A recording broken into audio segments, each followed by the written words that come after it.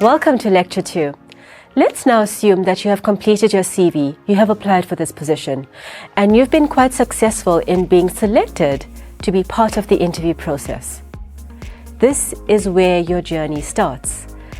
Remember that the fact that you have been selected, it's a good thing, so tap yourself on the shoulder, do a little bit of a small dance, because you are on your way to getting started.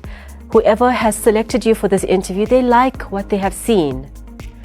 There's something in your CV that these individuals would like to explore a little bit more further. So you must use that as power. That's your source of confidence in getting into these interview rooms. I don't see any reason why you should walk into these interviews with fear. The fact is you've been selected. What I need to share with you now is how to approach the various types of interviews. Let's look at the first interview format, which is your interview with a recruitment agent. With a recruitment agent, remember the purpose of the recruitment agent, they are acting on behalf of another company. This company has given the recruitment agent a list of criteria to say, there's what I'm looking for, go out and look for it. And because the recruitment agent is getting their income ultimately from these companies, once they secure a candidate for this company, this recruitment agent is going to be very fussy, very particular to make sure that the candidates, in terms of the criteria, is exactly what the company is looking for. It's like my example, with the recruitment agent that did not like the fact that I had a certain type of articles experience. Because of that one reason, they did not want to put me forward. And why is that the case? Because if the company is going to see that the recruitment agent is not going to give them the type of candidates that they're looking for, they might not use this recruitment agent in the future. And so they lose out on income. Why do I share this with you? Because in terms of power dynamics, the power rests with the recruitment agent to either forward your CV to this company or not. So always bear that in mind. The power rests with them. So in order for you to be a little bit more approachable, you could go to these interviews by being flexible in your choice of companies. They might have been interested in what you have, but when you see this interview agent, they might have another company that they have on their portfolio that could also be open for you. So go into these interviews with a little bit more open-mindedness, because the initial company that you applied for might not be the one ultimately that they put your CV forward to. When you are speaking to these agents, have a list of questions that you could ask them. I've got these questions for you right now. Questions like, how many vacancies do you have at present? That gives you an indication with the person as to any other positions that they have on their portfolio. What happens next is a nice question to ask, because then it tells you how long you can wait for some feedback. Points of contact is very important. Your point of contact is always with the recruitment agent and not with the company directly. That's an interview with a recruitment agent. Let's now look at what you should be bearing in mind when you are interviewed by a headhunter. So, what's the purpose of a headhunter? A headhunter is someone who's looking for very specific skills, usually for senior to executive type positions. In terms of power, the power always rests with the headhunter. And the reason for that is you might not even be looking for a position at the time. You might not even have been applying for positions. A headhunter usually hears about you through the grapevines, through other people. They might have been trawling through the websites or on social media sites, and they happen to come across your CV. However they come across you, all of a sudden, on one day, you might be busy doing your work happily in your current position, and you get a phone call from a headhunter. The moment that phone call starts, your interview begins. And they start off by saying, hi, I'm so-and-so, and I am looking for someone who. Are you interested? So the power definitely rests with the headhunter, because they know the company that they are looking to hire for, but they're not willing to share this information with you.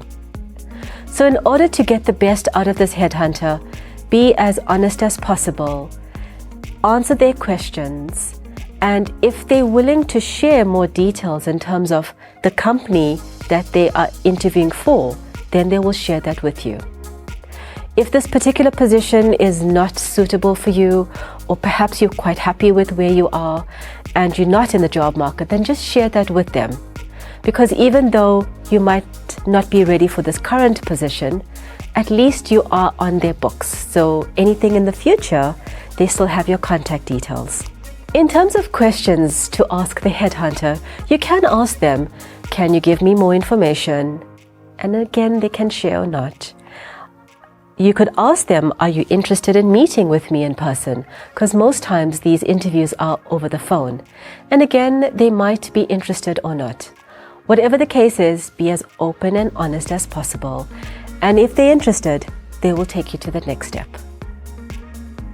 That's an interview with a headhunter. Let's look at what you should be aware of when you are being interviewed by an employer. Remember that the purpose of this interview is to get to know you a bit more. The employer or potential employer has seen something on your CV and they like what they see.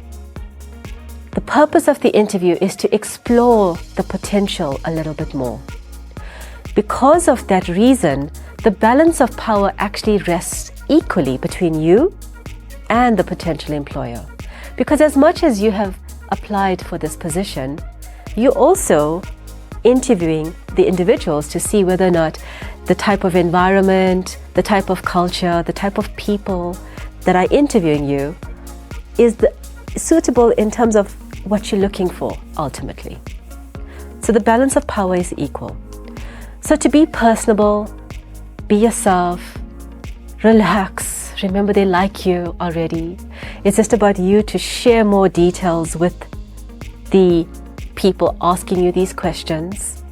When you are answering questions, elaborate, avoid having one-word answers. Remember not to show any desperation. So when someone asks you a question, don't say, please, please, I need this position.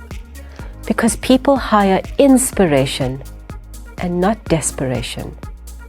So when you are answering questions, speak about it from the perspective of why you believe you are suited to this company, to their culture, to their strategy, to the fit to the role. And if you can convey that message, that shows inspiration and not desperation.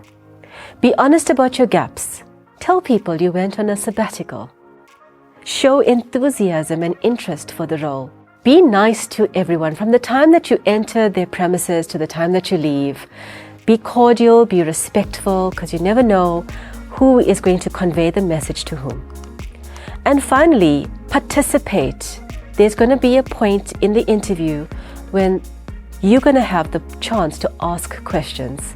So what you don't want to do is say something like, oh wow, I've always admired this office. Just being here today is like amazing.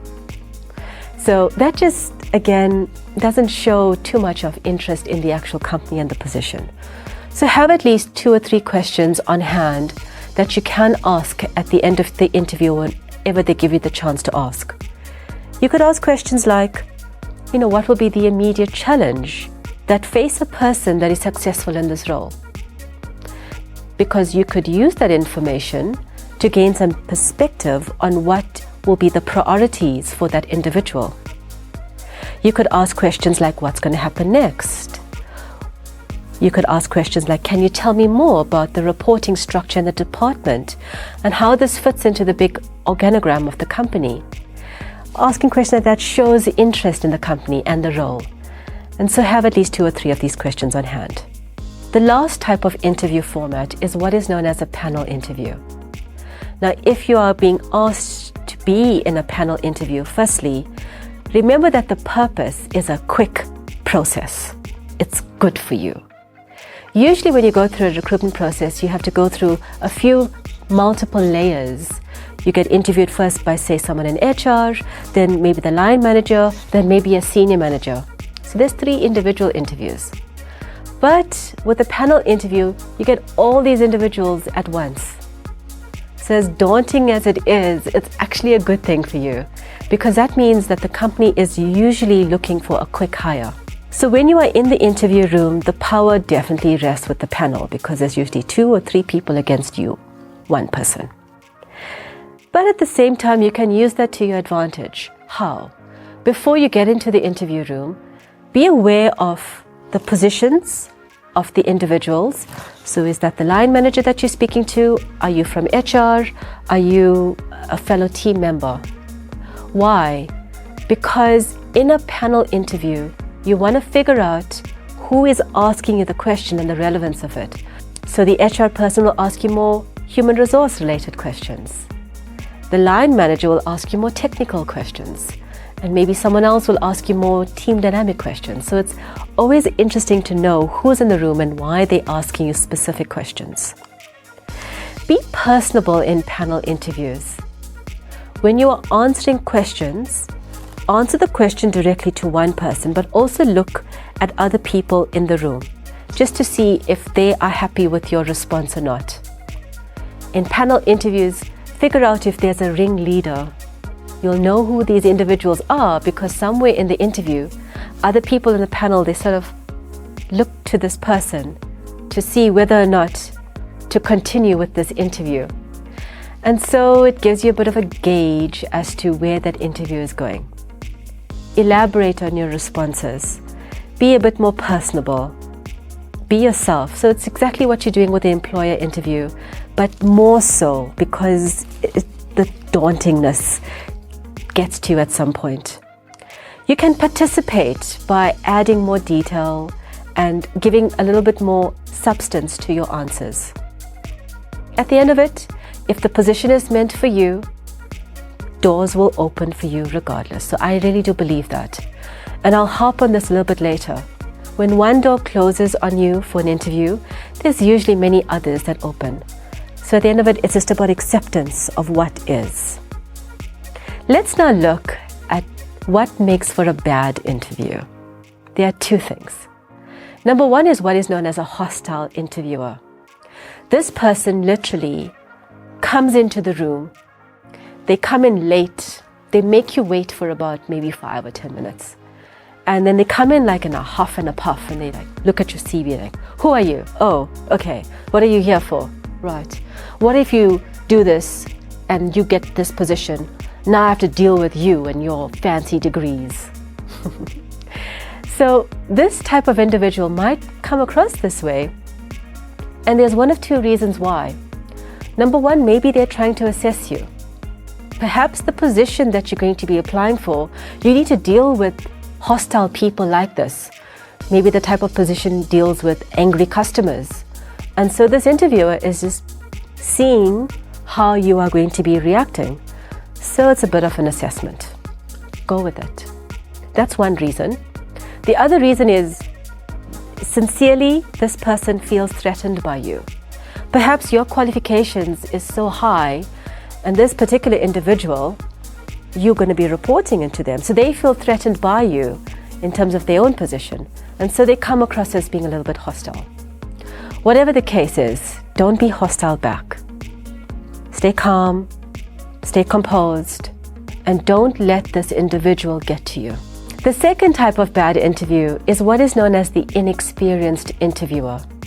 Usually what happens is a line manager is there for the interview, but say the person from HR is a little bit late because of being held up in another meeting. And now the line manager, who is not experienced in the interview process, maybe because they're new or they're just not comfortable interviewing, they suddenly now have to start interviewing you. And so they start fumbling. Oh, okay, we're still waiting for this person, but let's start. So you can see that they're fumbling. Now at the end of it, this is your time. And most likely, someone else is going to be immediately thereafter. So you only got this small window of timing to make your best impression. And so what I would ask you to do is to help this person. Just volunteer some information. Say something like, can I start off by telling you something about my background? Or Can I tell you why I have applied for this position? Or can I tell you why I'm interested in working for your company? So just volunteer some information, and usually this person will calm down and come up with their questions of their own. Or even better, the person who's supposed to conduct the interview does come into the room and they continue with the interview process.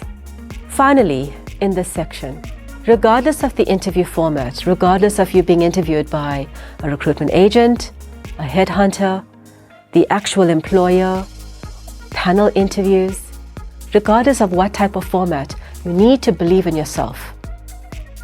You have applied to this position and you know the career that you are after.